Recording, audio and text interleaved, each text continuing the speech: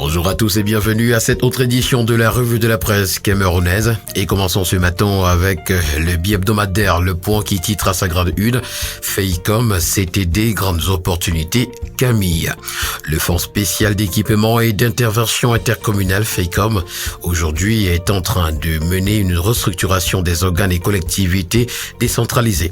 Et ça jase dans tous les sens dans les salons feutrés de la République sur son manager. Le Point du jeudi est à retrouver ce matin dans les colonnes du journal. En pied de une ce matin, Issa Tiroma, formation professionnelle dans l'eau. Le bi-hebdomadaire Le Témoin, dans sa parution de ce jour, s'intéresse au salaire des hauts commis de l'État et nous renseigne que les ministres camerounais sont mal payés. Un ministre camerounais riche est un voleur. Présenté comme serviteur du peuple, les membres du gouvernement au Cameroun font l'objet d'énormes sollicitations, tant de leurs familles que des connaissances proches ou lointaines. Toutes choses qui les incitent très souvent à être en situation de faute de gestion. L'enquête que nous propose ce matin le bi-hebdomadaire Le Témoin est à retrouver dans ses colonnes. Avec le quotidien, nous allons à Garoua ce matin où les premiers coups de truelle pour l'université ont été donnés. Les travaux de lancement de cette promesse présidentielle ont été lancés mardi dernier à Djoumassi en présence du représentant du ministre d'État, ministre des Enseignements supérieurs. Avec l'hebdomadaire L'Essor, c'est la presse qui est en danger, car le harcèlement des journalistes prend des proportions inquiétantes, titre ce matin le journal. Depuis l'assassinat sauvage du célèbre animateur Martinez Zogo, l'hebdomadaire L'Essor a constaté une guerre de clans où l'ascendance de l'un a été démontrée suite à la décapitation de celui d'en face et à l'interpellation en cascade des hommes de médias ayant parfois des points de vue divergents du groupe, faisant actuellement la pluie et le beau temps. À la grande une du quotidien L'Info à chaud, on parle du retour d'André Onana, retrouvant le plaidoyer d'Aboubacar. Dans une interview hier, le capitaine des Lions indomptables, Vincent Aboubacar, pense que le Cameroun a besoin de lui. C'est un grand gardien. Le petit doit revenir. L'information ce matin est à retrouver en page 2. Émeute de 100 mm en petite une, ce qui a mis le feu aux poudres nous est présenté en page 3. Comme tel, l'intégralité des textes nommant les nouveaux directeurs nous est présentée et nous avons à Marois des éléphants qui tuent une dame. Pour en parler ce matin, Afrique Environnement a titré à sa grande une « Marois, des pachydermes en divagation font un mort ». À cet effet, le ministre des Forêts et de la Faune a rendu public un communiqué hier, 24 mai 2023, pour présenter ses condoléances à la famille de la victime et appeler les populations à plus de civisme pendant l'opération de refoulement de ces éléphants qui se poursuit. L'information est à retrouver en page 5. Monde en petite une, plus d'1 million d'espèces menacées d'extinction. Urbanisation, Célestine Ketia-Cortez étoffe les maires de la région du centre. À la grande une du quotidien Mutation ce jour, fusion JCAM et CAM, pourquoi j'ai signé. Le président d'entreprise du Cameroun, Protais Ayangma, s'explique sur l'alliance artée entre les deux organisations patronales. C'est à retrouver ce matin en page 8. Opération épervier à retrouver en page 5, Bruno Bekolo, Ebe Akiti. Le quotidien bilingue national Cameroun Tribune, dans sa parution de ce matin, s'intéresse à la lutte contre le travail clandestin des étrangers et parle de la vitesse supérieure. Après des descentes effectuées au sein des entreprises, des sanctions pécuniaires infligées, le gouvernement entend monter d'un cran en procédant à des expulsions des salariés en situation irrégulière. Ce d'autant plus que sur 10 000 travailleurs étrangers présents au Cameroun, moins de 2 000 sont en règle. Le focus que nous propose le quotidien national bilingue est à retrouver des pages 13 à 15. À la grande une de la Gazette du Noun ce matin, xénophobie à Saint-Mélima, le martyr des halogènes. Dans la matinée du mercredi 24 mai, de nombreux citoyens ressortissants de la région de l'Ouest ainsi que leurs biens ont été pris pour cible par des hordes de jeunes munis des armes blanches dans le chef-lieu du département d'origine du chef de l'État, son Excellence Paul Biya. Alerte en petite une des cas de choléra à Fouman.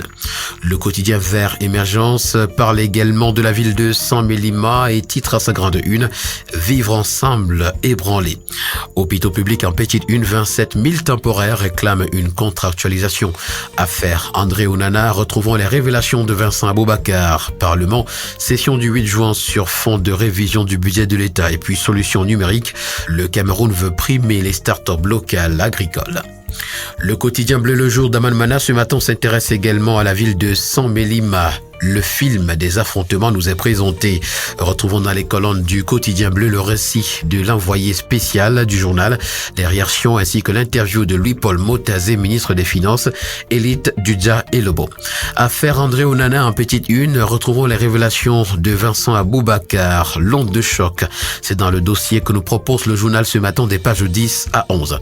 Centre des urgences de Yaoundé, la grève du personnel se poursuit avec un service minimum. Du 100 à 100 Mélima, titre ce matin le quotidien Primeur Hebdo.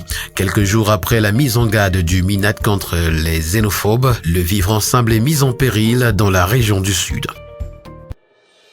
Le quotidien Nouvel Horizon ce matin s'intéresse à la route Yaoundé-Okola et nous renseigne que le tronçon Karamba-Carrière, le Boudi, est abandonné par le Mindu. En temps de pluie, c'est la boue et les crevasses. En saison sèche, c'est la poussière qui favorise toutes sortes de maladies respiratoires.